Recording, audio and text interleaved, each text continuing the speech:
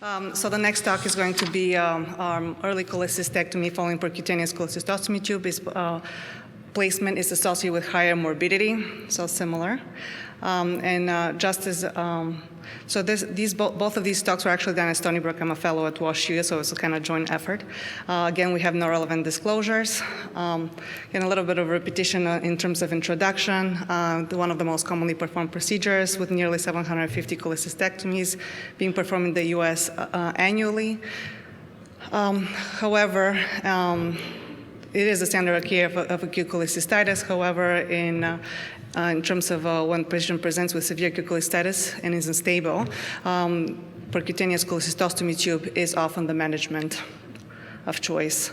Percutaneous cholecystostomy tube can be later reversed and cholecystectomy performed. Previous study that we performed, we noticed that there was a higher rate of bile duct injuries during cholecystectomy following PCT placement.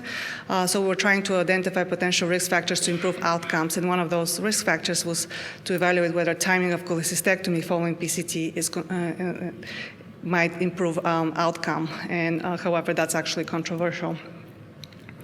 So the purpose of our study was to evaluate if the timing of cholecystostomy tube, cholecystectomy following PCT, early versus late, had an effect on clinical outcomes in terms of complications, 30-day readmissions, ED visits, and length of stay.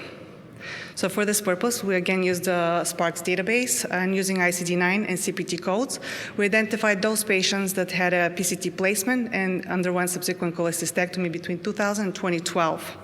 We defined early cholecystectomy as less or at 8 weeks versus late cholecystectomies after 8 weeks.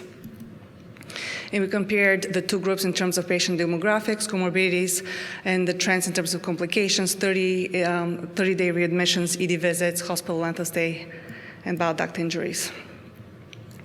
So between 2000 and 2012, there were close to 1,000 percutaneous cholecystostomy tubes placed. As you can see, there was also an increasing trend of those percutaneous cholecystostomy tubes placed by year. So there were about 31% of subsequent cholecystectomies, as laparoscopic cholecystectomies increased from 11 to about 22%, and open cholecystectomies, subsequent open cholecystectomy decreased from 13 to 9%.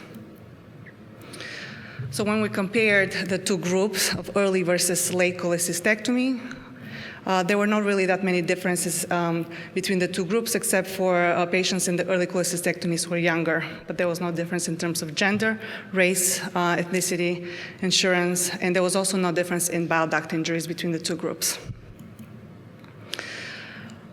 When we compared the early versus late, early cholecystectomy patients actually had lower rate of comorbidity, 89 versus 93%. And in terms of those comorbidities, it was congestive heart failure, weight loss, fluid electrolyte disorders, alcohol abuse, and also had lower rate of complications. This is still univariate analysis comparing the two groups. So there were no difference in terms of overall complication and 30-day visits and 30-day readmissions. However, late cholecystectomy, they had a shorter hospital length of stay.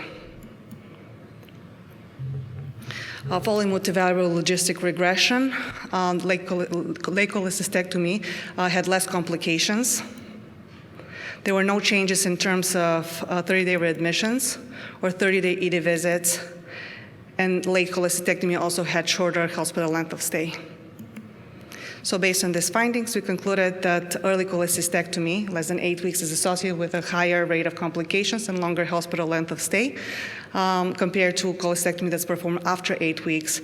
And surgeons should be aware, should delay cholecystectomy beyond 8 weeks to improve outcomes. Thank you.